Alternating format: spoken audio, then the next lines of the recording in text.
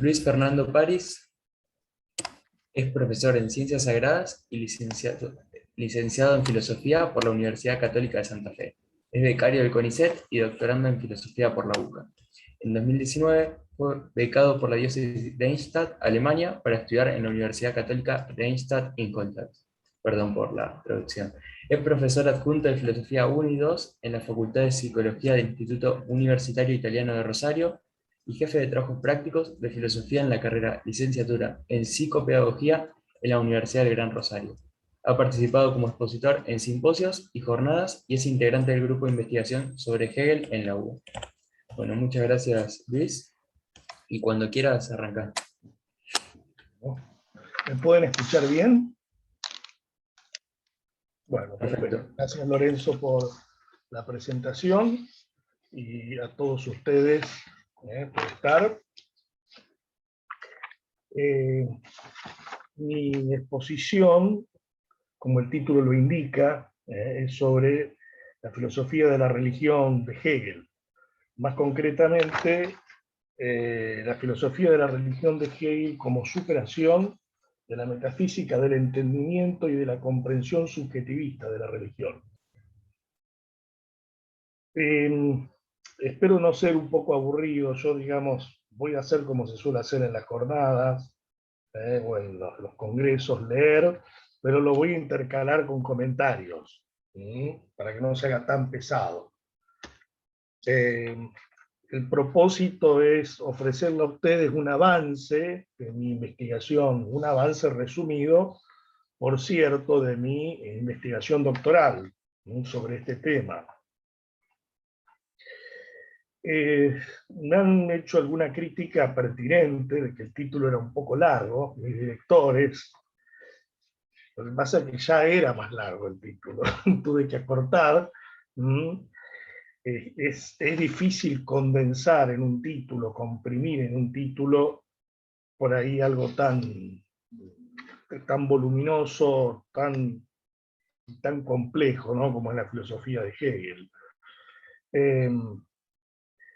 Pero yo me basé, ¿no es cierto?, en un Hausarbeit, en un trabajo que presenté en Alemania, en la Universidad de Bochum, sobre Hegel, que se titulaba El concepto especulativo de la religión, o el concepto de la religión especulativo, como superación. Ahí está el término Aufhebung, que puede ser traducido de diferentes maneras.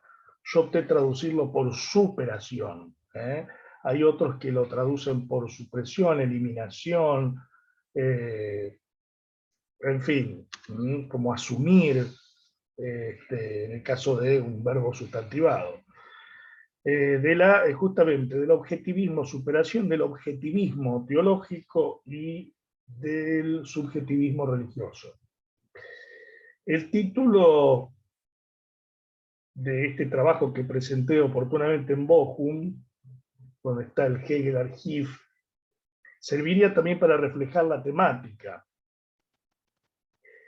Se acerca bastante a la idea, pero no respeta del todo la terminología hegeliana. No es que yo quisiera respetar a rajatabla y absolutamente la terminología hegeliana, pero por lo menos acercarme bastante. Entonces he preferido utilizar expresiones como sustituir objetivismo teológico por metafísica del entendimiento. Sería la metafísica prescrita. Ahora a continuación, adentrándome ya en el tema, explicaré, ¿no? Metafísica del entendimiento, la Verstandes, Metafísica,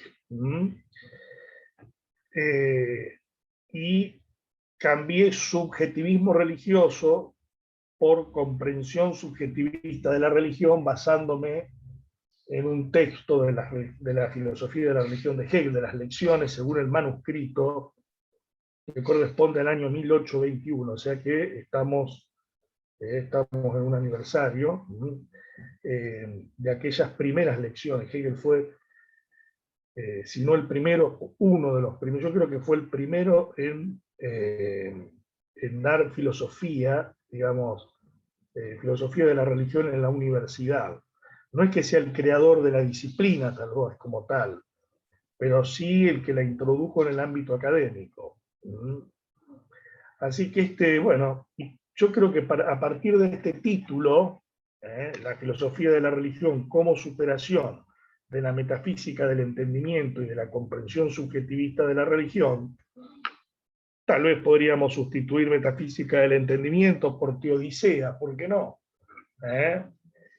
¿Por qué no? La teodicea, término que, si mal no recuerdo, acuñó Leibniz, ya que Federico habló de Leibniz también en un momento, hizo mención y acuñó Leibniz para justificar, ¿no es cierto?, justificar a Dios, o justificar, si se quiere, la providencia de Dios frente a las posiciones, ¿no es cierto?, digamos, deístas, que negaban la providencia, o bueno, de alguna manera, o que Dios había abandonado el mundo, en fin, pero esta digamos, metafísica Leibniz-Wolf,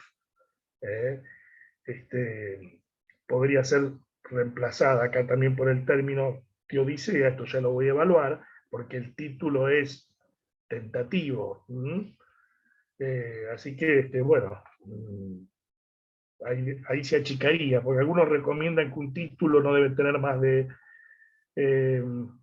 12 palabras y en el peor de los casos 20. Bueno, pero estamos en filosofía y nos permitimos ciertas cosas. Entonces la idea es desmenuzar, porque el título, digamos, el título es como una suerte de síntesis, síntesis del trabajo, debe reflejar el tema, debe reflejar o debe, digamos, de alguna manera, resumir, ¿no es cierto?, la idea, la temática fundamental.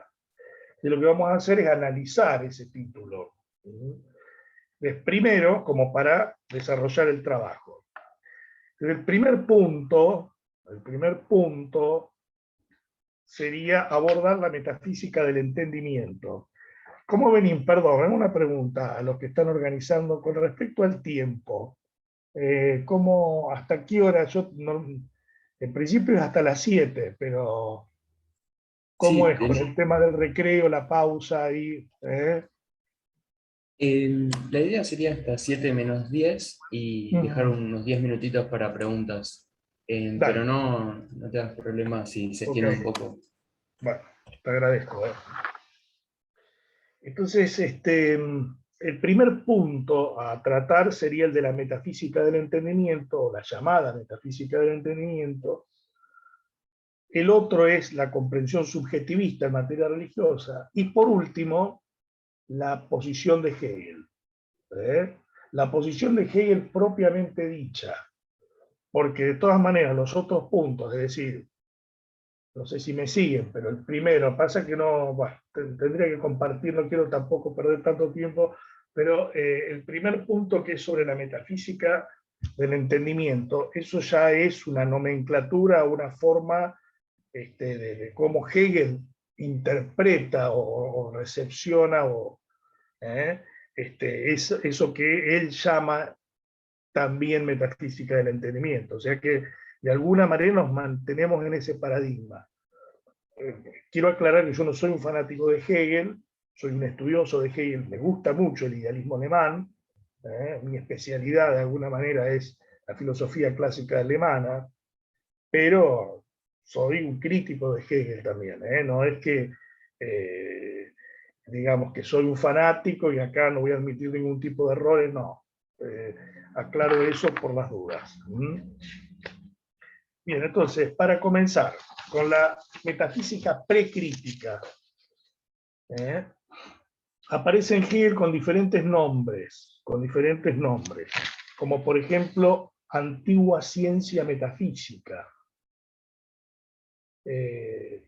die formalige metaphysische Wissenschaft, la antigua ciencia metafísica, o simplemente antigua metafísica, formalige metafísica, traducida también como vieja metafísica o metafísica anterior.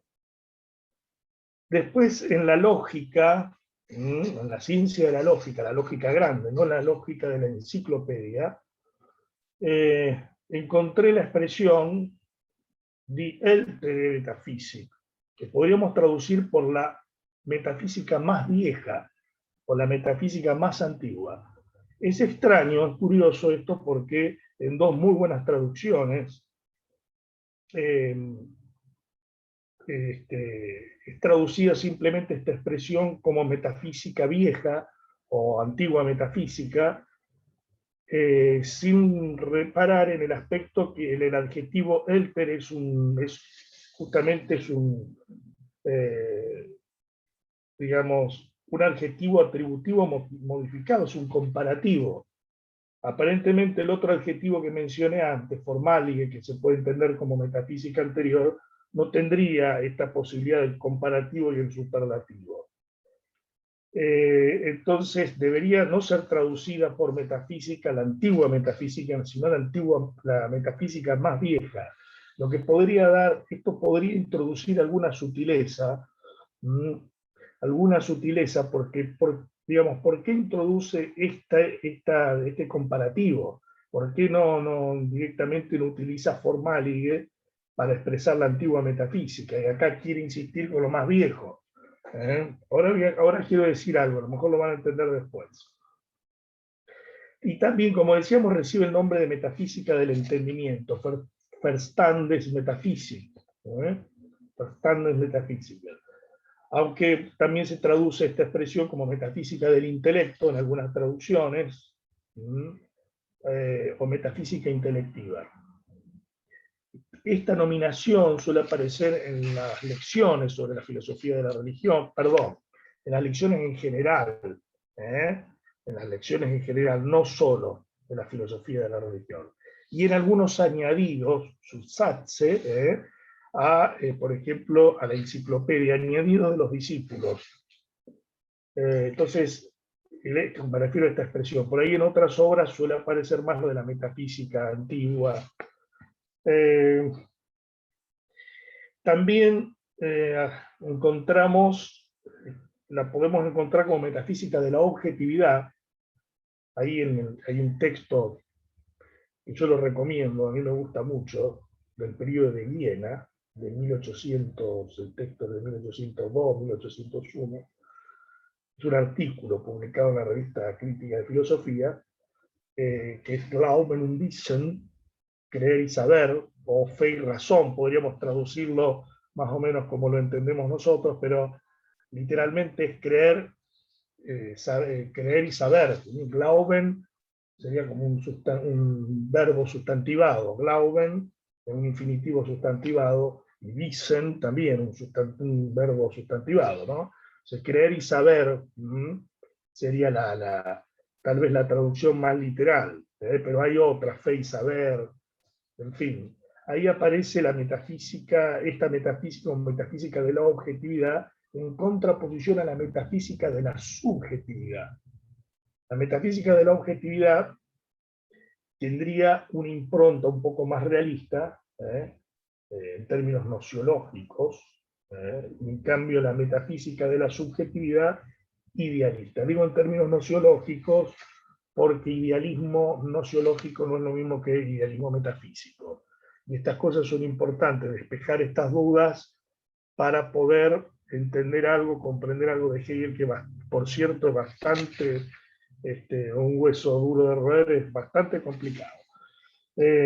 ¿Para qué les tengo que decir? Seguramente todo el mundo sabe, ¿no es cierto? Esto cuesta, lleva años, se va a leer y releer. Bueno, esta antigua metafísica no es la metafísica clásica propiamente dicha. No es la metafísica clásica propiamente dicha, es decir, no es la metafísica, digamos, greco-latina o la metafísica griega, aristotélica. Eso no quiere decir que no tenga elementos de esa metafísica. Pero Hegel no está pensando directamente en esa metafísica, aunque, como yo les dije antes, con el adjetivo éltere, capaz que podría estar incluyendo, porque esa sería la más antigua, podría estar incluyendo tal vez esa metafísica. Pero por el contexto, la bibliografía, todo, en la metafísica anterior, es la metafísica podríamos decir, de corte, de impronta mayormente racionalista, que va desde Descartes a Wolff, pasando por Malebranche, Spinoza y Leibniz.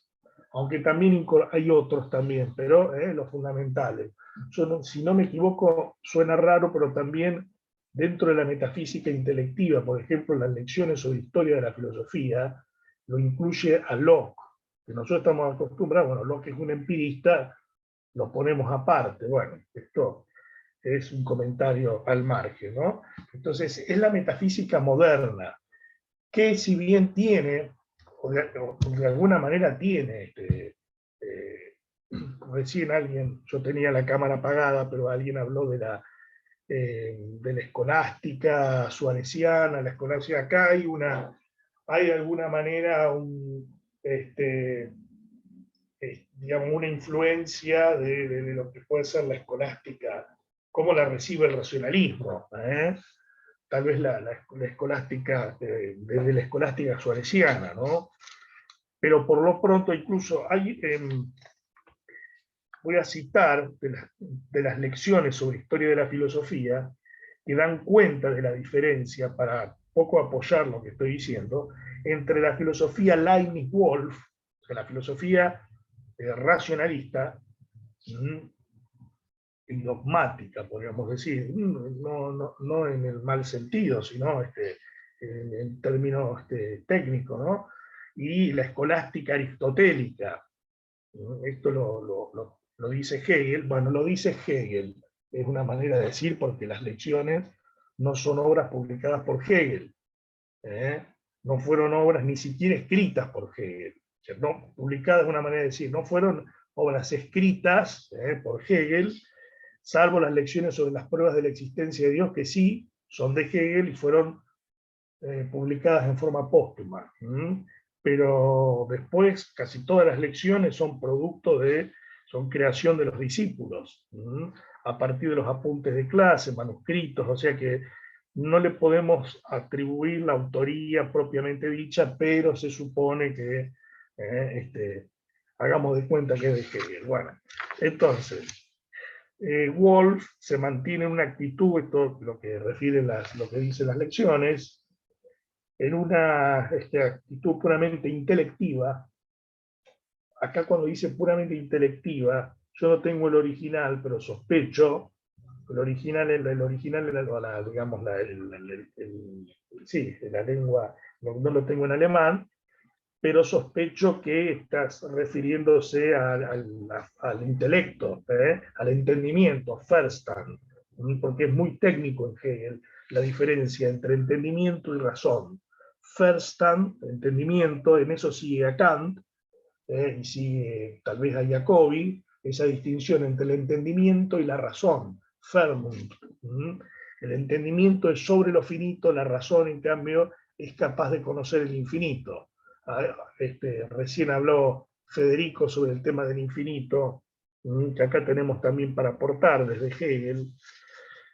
Y bueno, dice, Wolff se mantiene una actitud puramente intelectiva, o sea, dentro de los cánones del entendimiento, mientras que Aristóteles enfocaba y trataba los problemas de un modo especulativo, o sea, superior. Lo especulativo para Hegel es lo que tiene que ver con la razón, con la razón.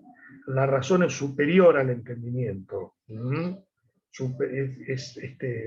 Acá es como que, bueno, la filosofía racionalista, incluso hasta la filosofía de Kant, que aunque introduce esta diferencia entre entendimiento y razón, la razón igual queda en Kant rebajada a entendimiento. Es decir, como que la filosofía moderna, especialmente, sí, la filosofía moderna, tanto en su matriz ilustrada, incluso hasta de cierto modo podría decir romántica hasta cierto punto, están, digamos, configuradas por el entendimiento, y lo que tienen que hacer es elevarse a la razón.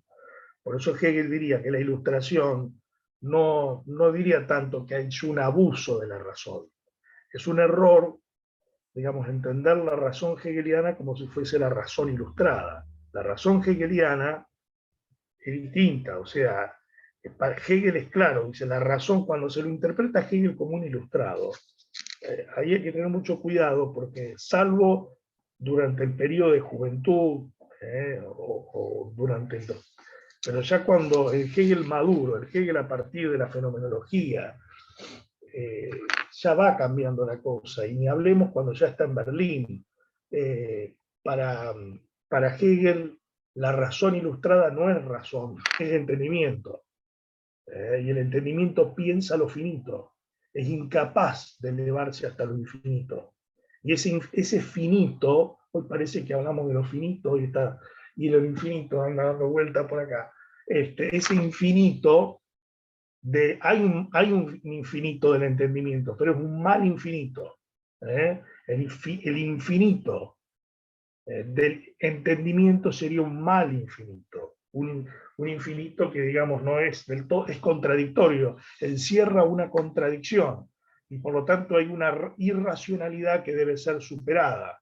No es que no pueda el entendimiento de alguna manera hablar del sí, puede hacer referencia al infinito, pero termina siendo contradictorio porque es un infinito finito. Esto es simple, digamos, lo puedo decir ahora al pasar. Me corre el tiempo, pero si lo infinito está separado de lo finito, si yo planteo un infinito, digamos, como algo distinto y distante de lo finito, ¿qué ocurre ahí? Lo infinito tiene un límite. Y si lo infinito tiene un límite, es decir, porque si lo infinito no es lo infinito tiene un límite y se vuelve finito. Ahí está la contradicción que debe ser superada. Y esto realmente es muy difícil de rebatir, es muy difícil. Entonces Hegel incluye lo finito, no lo elimina lo finito, incluye lo finito en el infinito, para poder, digamos, la verdadera realidad para Hegel es la infinitud, lo infinito es lo real. En cambio, no es una filosofía de lo finito. La de Hegel no es, y no quiere decir que lo finito no exista para Hegel. Existe siempre en forma mediada, existe en y con o en relación, en conexión. No en forma, la idea de lo finito como un átomo, como algo aislado, independiente, autosuficiente, eso no es lo que precisamente entiende Hegel, a la manera como puede entender la realidad.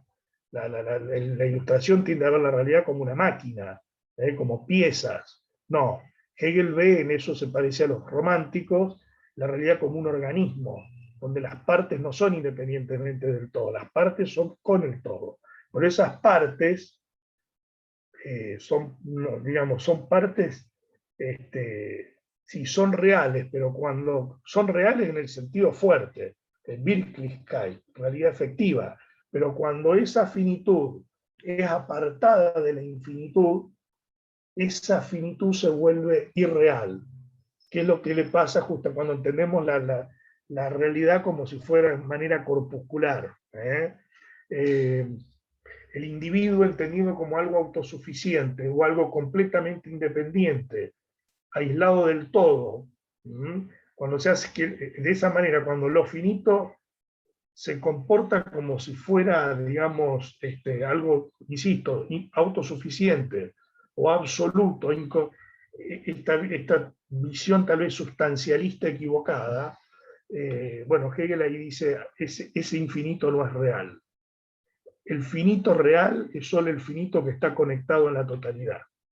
Lo finito desconectado de la realidad es un infinito real, ideal. Ideal acá significa irreal para Hegel. En este contexto, en otro contexto no. Ideal, irreal. Digamos, cuando es abstracto, ¿no es cierto? Cuando es abstraído ese finito y cobra como una cierta independencia, una existencia particularizada, dice la fenomenología. Pero eso es lo muerto, porque lo que está vivo es lo que está en el todo, en la totalidad. Yo digo, la verdadera flor no es la que está en el florero, digamos, la que está en la planta, y la planta la que está en la tierra, porque cuando cortamos algo, eso tarde o temprano se pudre. El ser, lo finito es, no es que es una nada, pero es en relación con lo otro. Cuando lo abstraemos, lo apartamos, lo recortamos, lo separamos, y le damos una entidad que no tiene, Eso sería lo irreal para Hegel. Bueno, y esta metafísica parte, según él, en la manera de cómo Hegel la comprende, tiende a pensar lo finito como algo absoluto. La metafísica del entendimiento piensa lo finito como algo absoluto. Y no hay que pensar, según él, lo finito como algo absoluto, sino de una manera ideal. Bueno,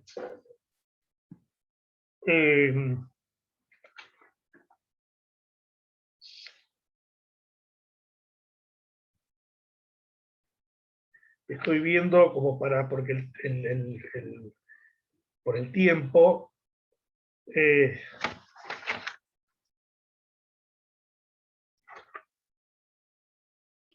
No, no hay problema que te extiendas unos minutos más, Luis, no hay problema.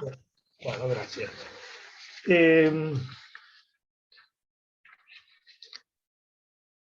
Ahora, en relación con esto que estamos diciendo, por esto de ser como una metafísica de la finitud,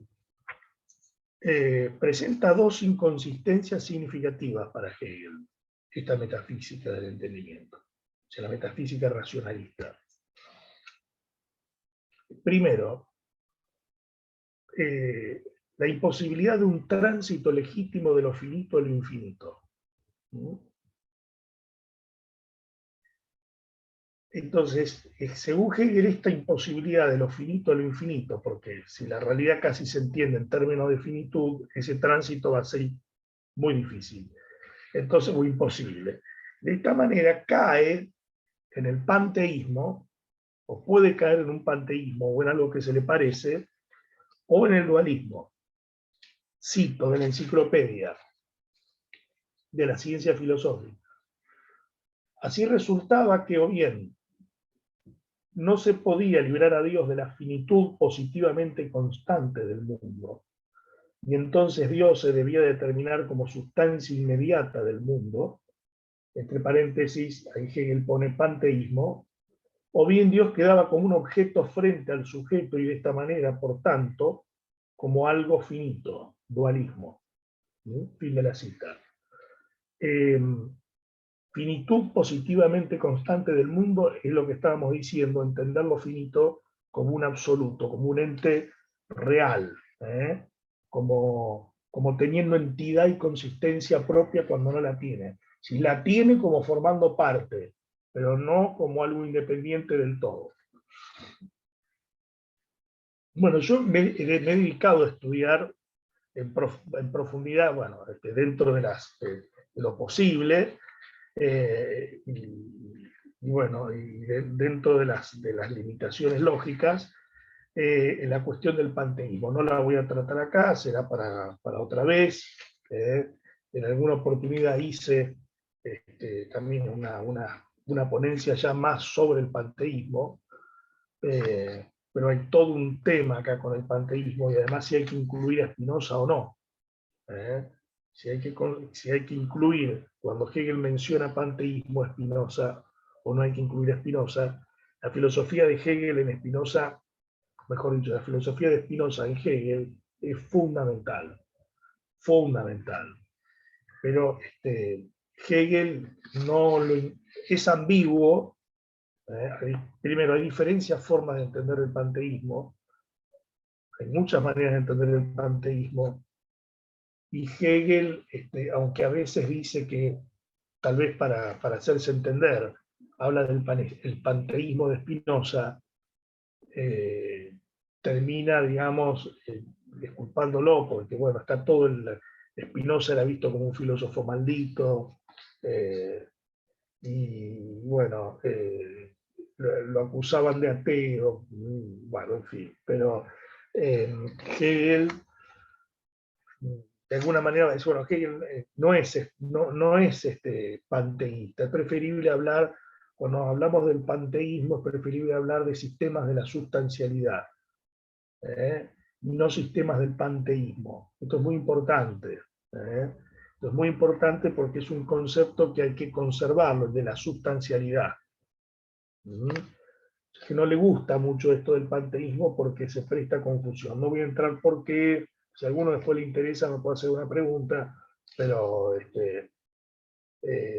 en fin, bueno. Y después está el dualismo. El otro problema es el dualismo. Digamos, uno sería, hay dos inconsistencias, dijimos. Una es justamente el panteísmo y el dualismo, y otra que me olvidé de decir, o no sé si lo dije, pero por las dudas, es la carencia de elementos subjetivos que tiene esta metafísica. Por eso es metafísica de la objetividad o metafísica del entendimiento. No tiene en cuenta el aspecto subjetivo, tiene solo en cuenta el aspecto objetivo y sustancial, porque la metafísica, dice Hegel, es la tendencia a la sustancia. Pero acá se está olvidando del aspecto subjetivo. Y después esto que le decía del tránsito, de lo finito a lo infinito, y que esto deriva en el dualismo, en el panteísmo y en el dualismo. El dualismo implicaba esto que hablábamos de lo infinito separado de lo finito, que encierra una contradicción. Si entendimos lo divino, lo absoluto, como algo allende, esa trascendencia que para mí está mal entendida, cuando ponemos a Dios como lo totalmente otro, o como algo o alguien, mejor dicho, alejado, bueno, encierra eso cuando lo entramos a abordar desde el punto de vista filosófico, entramos en la contradicción de cómo lo finito puede estar fuera del infinito, cómo puede estar sin contradecir la noción del infinito mismo. De ahí que Hegel va a resolver esto incluyendo lo finito en lo infinito. En Alemania, bueno, está todo el tema de si Hegel es panteísta o no es panteísta. En una parte importante de la tesis, yo voy a sostener, digamos, por qué Hegel dice que no es panteísta, o en qué medida se lo podría entender como panteísta. Bueno, en fin, pero allá los consulté a varios alemanes y dicen, no, panteísta no, panenteísta tal vez. El panenteísmo, a diferencia del panteísmo, el panteísmo identifica todo con Dios, o todo y uno, el gen Kai-Pan, la unidad, lo uno y el todo, lo uno y el todo. O todo es Dios o Dios es el todo. En definitiva, no hay diferencia o distinción real entre el mundo y Dios. Eso sería un poco el panteísmo, uno de los sentidos del panteísmo. Y lo que los allá en Alemania decían, no, eso no, es más bien panteísta, el todo está en Dios, pero no que Dios sea el mundo o el mundo sea Dios. Bueno, y lo otro que es importante es justamente el aspecto subjetivo que no tiene en cuenta la metafísica del entendimiento, según Hegel, cuidado. Cito: la teología natural de esta metafísica, la teología, porque sigue los esquemas de Wolff acá, en la metafísica general, la metafísica especial, está la teología natural, que es la teología a diferencia de la teología revelada, ¿no? A mí no me gusta la teología, no me gusta llamarla tanto revelada, sino teología sagrada, me gusta más eso, porque es, si bien el contenido de la teología revelada o sagrada, como dicen los teólogos, la conclusión es humana, pero lo concluido es divino. Pero entonces la conclusión es humana. No es que la teología está revelada, porque el hombre interviene ahí, a partir de una revelación, que es la manifestación de Dios. A partir de esa manifestación, el hombre interpreta o comprende el dato revelado. Pero la teología natural es una parte de la metafísica, es la que estudia a Dios como causa primera o última de todo lo que existe, o del mundo, pero bueno, en la modernidad llamada teodicea. ¿Y qué dice Hegel? Esta metafísica comprendía a Dios únicamente como objeto de la conciencia. La conciencia tiene un objeto distinto y distante de ella, y ese objeto sería Dios. Y aun cuando haya llegado hasta las palabras espíritu, Geist en alemán, o persona, porque es lo mismo, era inconsecuente. en el fondo no daba con el verdadero espíritu y con la verdadera idea de persona. Todo esto puede generar un debate impresionante por la cuestión de la persona, porque Hegel va a hablar de que Dios es persona. Ahora, ¿qué entiende por persona? ¿Qué pasa con la persona? ¿Se fuma, desaparece? Yo estoy omitiendo o estoy dejando de lado un montón de bibliografía secundaria que es valiosa, ¿no? La crítica que se le hace a Hegel por despersonalizar, por ahogar a veces las diferencias. Pero bueno, entiende que Dios es persona, pero el tema es qué es persona para Hegel. Bueno, y todo esto porque le falta el aspecto subjetivo, ¿no? Por eso es unilateral. A este enfoque le falta la subjetividad. O sea, es la subjetividad, la autoconciencia. Selbstbewusstsein. Como para terminar esta parte, y yo después voy a ir un poco más rápido para no aburrirlos tanto, se trata de una metafísica de la conciencia, la del entendimiento, y no de la autoconciencia. O sea, Bewusstsein en alemán, conciencia, pero no de la autoconciencia, Selbstbewusstsein.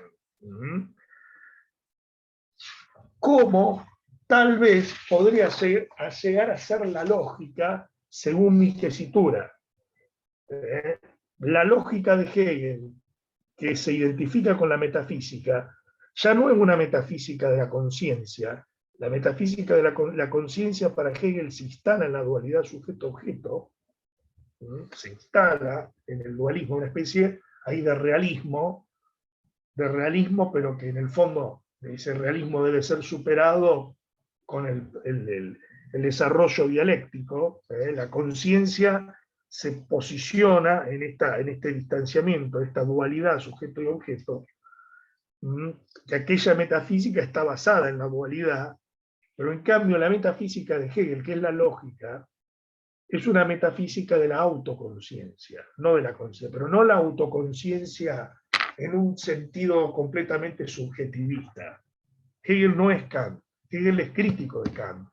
Hegel, si se quiere, Kant, si se quiere, es un punto de partida de Hegel, pero no es Hegel, no es Hegel, porque Hegel quiere recuperar el conocimiento de la verdad y para Kant la realidad en sí, la cosa en sí no puede ser conocida. Entonces hay una diferencia entre el ser y el pensar todavía en Kant.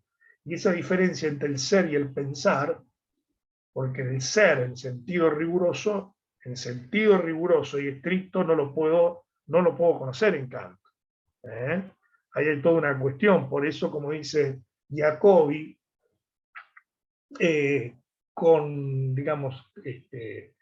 con Kant no podemos, digamos, la expresión exacta, como es que decía, para poder entrar a Kant, Kant nos va a llevar al idealismo, no podemos permanecer en Kant, porque ¿qué ocurre? Nos lleva, si no hablamos de la cosa en sí, no podemos hablar de Kant.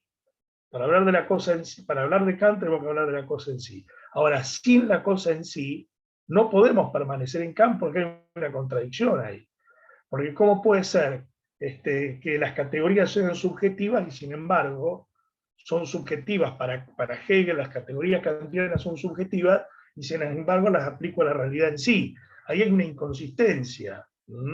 Entonces, para Hegel la realidad es pensamiento, la cosa es pensamiento, pero en un sentido más platónico, no kantiano.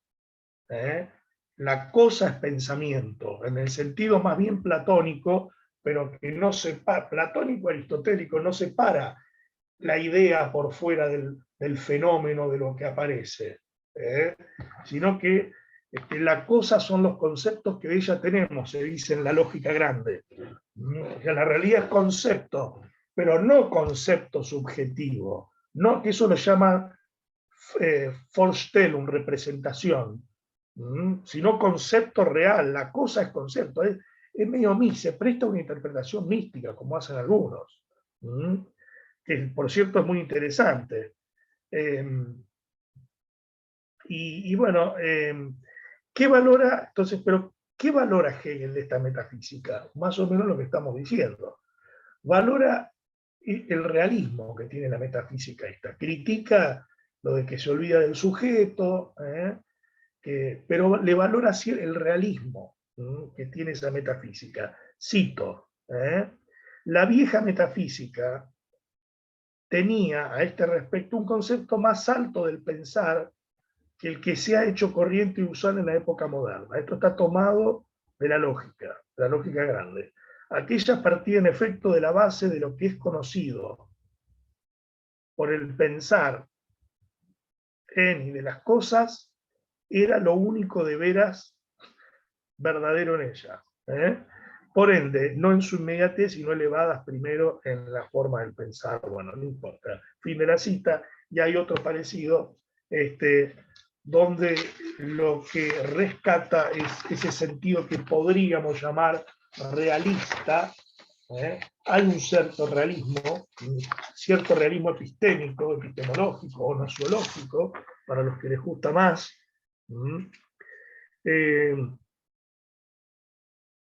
Entonces, ahora sí podemos pasar a la comprensión subjetivista de la religión, el otro punto. El otro enfoque, que denomino así, como les dije, me basaba en un manuscrito de Hegel, donde dice: igualmente unilateral es considerar y comprender la religión como algo meramente subjetivo. Esto es de convertir al aspecto subjetivo en lo único y verdadero. Este es el modo predominante de pensar en la época de Hegel. ¿A qué está haciendo referencia Hegel? Y bueno, está apuntando a las filosofías que de alguna manera están asociadas o derivan de la llamada filosofía de la subjetividad. A filosofías que son románticas o que se aproximan al romanticismo. El tema de tipificar es bastante complicado. Pensemos en Schleiermacher, un ejemplo, la religión del sentimiento, en Jacobi, el saber inmediato, pero también la fe como un sentimiento, Fries, de Bethe, eso de un modo particular, y en general a todas las concepciones religiosas o a la concepción religiosa basada o que se desprende de lo que se ha denominado la contrailustración. La contrailustración. Expresión que ya aparentemente, digo aparentemente porque no lo chequeé, sí, en bibliografía secundaria, pero en Nietzsche, cuando la Gegenaufklärung. Hegel no habla de, bueno, hasta donde yo he llegado, ¿no es cierto? Con las lecturas, no he encontrado la expresión contrailustración, es decir, Gegenaufklärung, pero he encontrado la expresión Ausklärung. Está jugando con los términos. La ilustración alemana es Aufklärung, de la que hay una diferencia con la ilustración francesa. La ilustración alemana no ataca tanto no ataca la religión, porque los alemanes tuvieron la reforma previamente. Pero juega con estos términos, Aufklärung y Ausklärung. Y la traducción de Ausklärung podría ser deslustración. Deslustración. Es decir, estamos frente a una idea más o menos, a una filosofía, a un tipo de filosofía, una tipología parecido, no sé si los que están familiarizados con cierta terminología teológica, con el fideísmo. El fideísmo. Que, bueno, no podemos conocer racionalmente, conceptualmente lo divino, lo absoluto, pero en el mejor de los casos nos podemos acceder por otra vía, por la vía de la fe, por la vía, no sé, de la intuición, por la vía del sentimiento, pero no por la vía de la razón. El fideísmo está en la base del protestantismo, porque para el magisterio de la Iglesia es una, si se quiere, como una desviación, por lo menos los fideísmos más acentuados. El fideísmo existió de la primera hora, ¿no? Se le acusa, se interpreta que Tertuliano era una suerte de fideísta, ¿no? Creo porque es absurdo. Después lo vamos a encontrar en el mismo Lutero, que considera la razón como la prostituta del diablo, ¿eh? Y critica, ¿no es cierto?, la metafísica tradicional, la metafísica ahí, las pruebas de la existencia de Dios. En definitiva, para Lutero el pecado original nos ha corrompido de tal manera que la naturaleza humana no está dañada, está arruinada, no está herida, está destruida. Por lo tanto, la razón queda completamente queda imposibilitada y la voluntad también queda imposibilitada, perdón, para hacer obras buenas. Y de ahí que las obras no cuenten tanto, que el justo se justifica por, que el hombre se justifica por la fe, o el santo se justifica por la fe, porque lo que hagamos, en definitiva, si un árbol malo no puede dar frutos buenos, el árbol está podrido. El pecado original nos ha directamente, prácticamente arruinado, y qué obras buenas vamos a poder hacer. Entonces, el fideísmo tiene todo este contexto, hay una relación muy estrecha entre la filosofía germana, la filosofía alemana, y la reforma protestante. No se puede entender la filosofía alemana sin la reforma protestante. Hubo planteos fideístas en otros contextos, en Francia, en la Francia postrevolucionaria, de Bonal, de Maistre, contra el pensamiento ilustrado. Hay también un pensamiento fideísta, ¿no? Pero bueno, hay matices, pero frente a esto, Hegel va a ser crítico, porque ¿qué pasa con las filosofías? El fideísmo funciona, tiene siempre alguna forma de agnosticismo de base, alguna forma de agnosticismo de base. ¿Qué quiere decir esto? Que no ateísmo, ateísmo negar la existencia de Dios, negar la posibilidad de conocer lo absoluto, Kant, lo absoluto en el mejor lo podemos pensar pero no conocer en todo caso. Y bueno, Hegel va a criticar y cuestionar todo esto porque se encuentra que esta forma de pensar hace que uno hable, lo dice él, ¿no es cierto?, en distintos textos, la gente habla de religión pero no habla de Dios. Se habla de, sí, la filosofía trata de la religión pero no trata de Dios.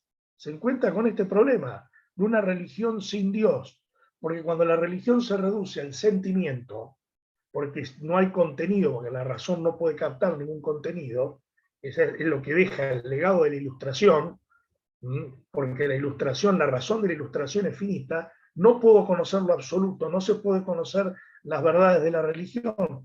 Hegel dice, la religión tiene un credo, tiene un contenido, pero ahora se ha rebajado a sentimiento, emoción. Y lo chicanea a Schleiermacher y dice, bueno, si la religión es sentimiento, el perro sería el más religioso, decía, bueno, lo chicanean con eso. Pero, quiero decir, no, hay que recuperar el contenido de la religión. Esta religión sin Dios es una forma de religión atea, es una religión vacía. Yo voy a decir, hay que recuperar. Y ahí viene el tercer punto, ya llegando al final de esta exposición, el tercer punto, que es justamente la posición así de Hegel, pero que la voy a tratar simplemente es como esbozar. La idea es, frente a estos posicionamientos y frente a esta realidad de una religión sin Dios, que está relacionado con el concepto de la muerte de Dios, que antes que Nietzsche, él, en Creer y Saber, se refiere a la muerte de Dios, donde la necesidad de recuperar. Ahora, esta recuperación del contenido de la religión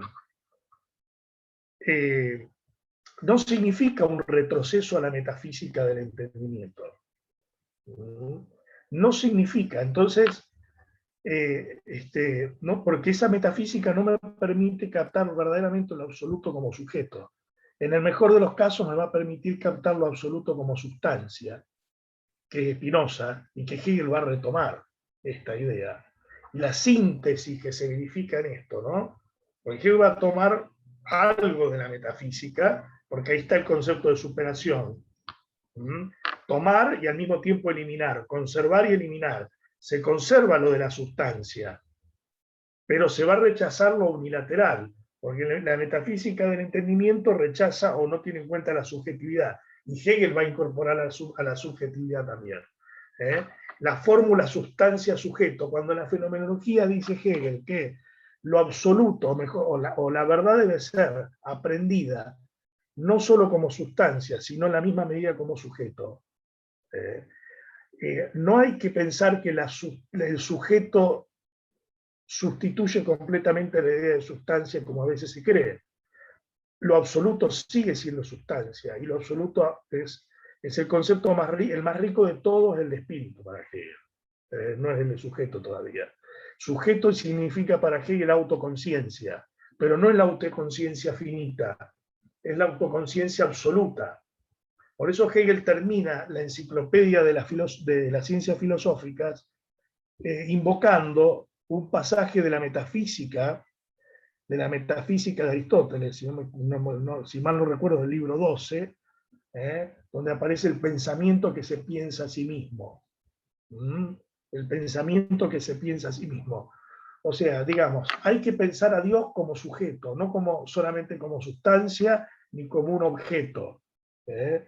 Ahora, para esto se necesita otra herramienta. No puede ser la metafísica antigua o la metafísica del entendimiento. Se necesita, yo diría por eso, la lógica aparece justamente como una nueva metafísica, una metafísica posmetafísica, pero que ya me permitiría, digamos, comprender lo absoluto no solo como sustancia, sino en la misma medida, como sujeto.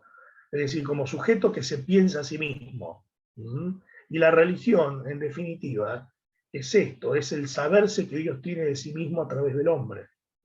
Es Dios quien piensa desde el hombre cuando el hombre piensa en Dios. Con esto termine la exposición y muy agradecido. Estoy abierto entonces a las preguntas o a las sugerencias o observaciones que quieran hacer, con todo gusto. Muchísimas gracias, Luis. Bueno, como dijo, estamos abiertos a las preguntas. Pueden ser tanto por chat o levantando la mano virtual.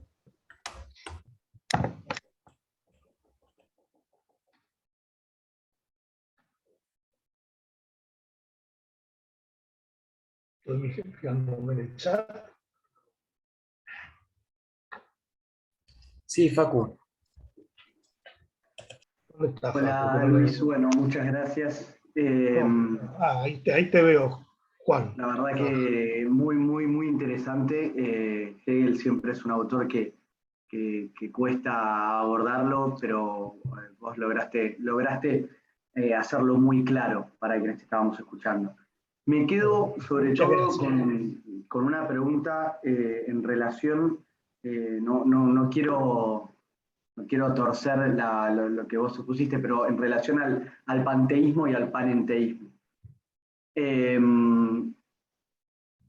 Yo estudio o trabajo sobre todo una parte del pensamiento judío, sobre todo a Martin Buber, y está mucho esta idea de panenteísmo, ¿no? Entonces quería preguntarte si en Hegel la propuesta, ¿no?, de panenteísmo, es decir, de Dios en el mundo, pero más allá del mundo, en contraposición al panteísmo, no tiene que ver con esta influencia de un pensamiento judío-cristiano, por ahí mismo a través de Spinoza, pero me parece que Spinoza todavía muy panteísta, si no hay una influencia ahí de vuelta, ¿no?, de algunos pensadores judío-cristianos que iluminan a Hegel en este panenteísmo. Sí, gracias por la... Escucho como una interferencia. Bueno, sí, efectivamente, bueno, agradezco la pregunta. Es interesante, digamos, Hegel no se lo puede, digamos, abordar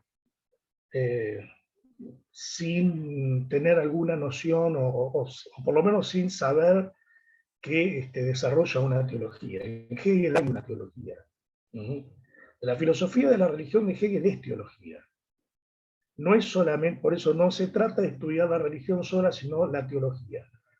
y la religión absoluta para Hegel. Todas las religiones tienen en su enfoque dialéctico, ¿no es cierto? Todo tiene cabida, pero la religión revelada, Offenbarung, la religión manifiesta, la religión consumada, que está en el volumen 3, esto me lo regaló el padre Ferrara, que es una eminencia, uno de los que más, yo no sé si vive, hace poco pude hablar con él, pero acá estaba muy sordo. El padre Ferrara fue profesor de teología, Monseñor Ferrara, en la facultad, ¿no es cierto?, de teología en Devoto, no sé si sigue estando ahí en Devoto, la facultad de teología de la UCA, pero una persona reconocida a nivel internacional sobre Hegel. Y tengo acá las lecciones de la filosofía de la religión que me regaló el padre Ferrara, que me las obsequió. Ferrara fue editor, traductor, junto con Nietzsche, de las lecciones. Bueno, hay toda una teología, y por lo tanto, para Hegel el cristianismo es la religión absoluta. La religión absoluta. O sea, hay elementos cristianos, atraviesa, digamos, toda la filosofía del cristianismo. Entonces vamos a encontrar, y lo mismo que dije antes, sobre todo la reforma protestante. La diferencia entre el panenteísmo incluye el mundo o lo finito dentro de Dios.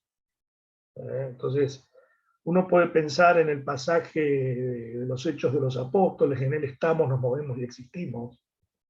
O en la carta a los Colosenses, en él fueron creadas todas las cosas. ¿No? Lo que pasa es que para Hegel el mundo no tiene verdadera realidad. Lo que tiene verdadera realidad es Dios.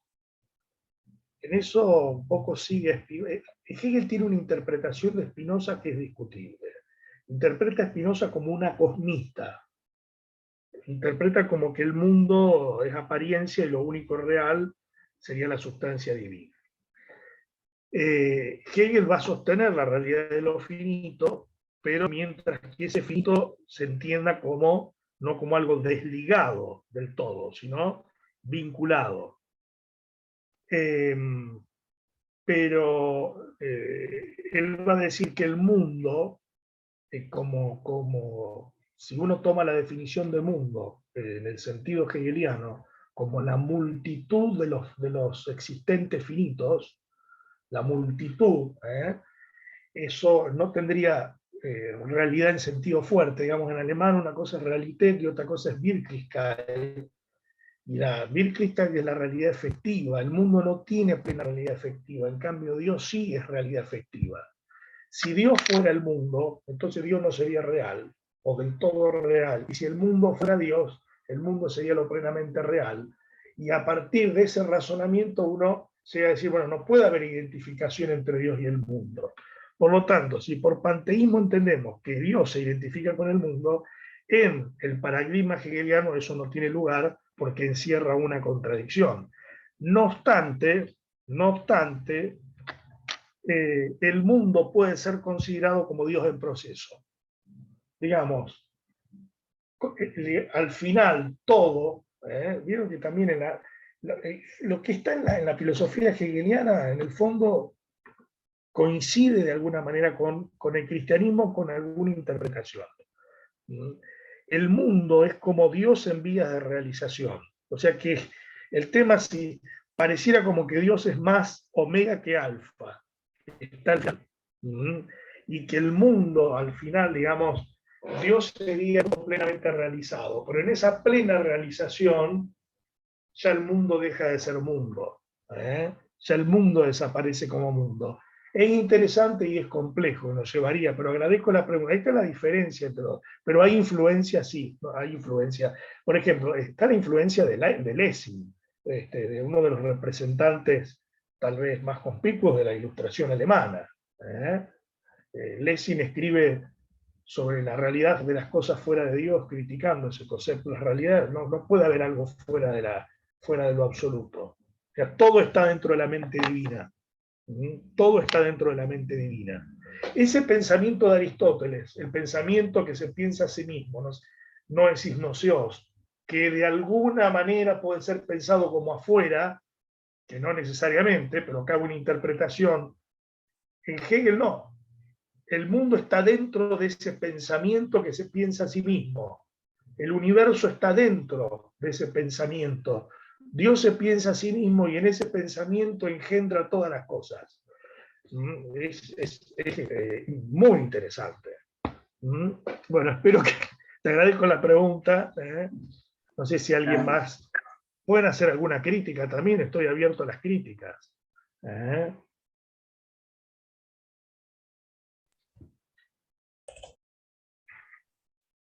Bueno, muchísimas gracias, Luis. Se agradece la claridad de la exposición en un autor tan complicado, creo que para todos, que es Hegel. La verdad que se agradece mucho la claridad. Bueno, muchas gracias a ustedes. Muchas gracias por la participación. Le Han sido damos un muy fuerte amables. aplauso. Bueno.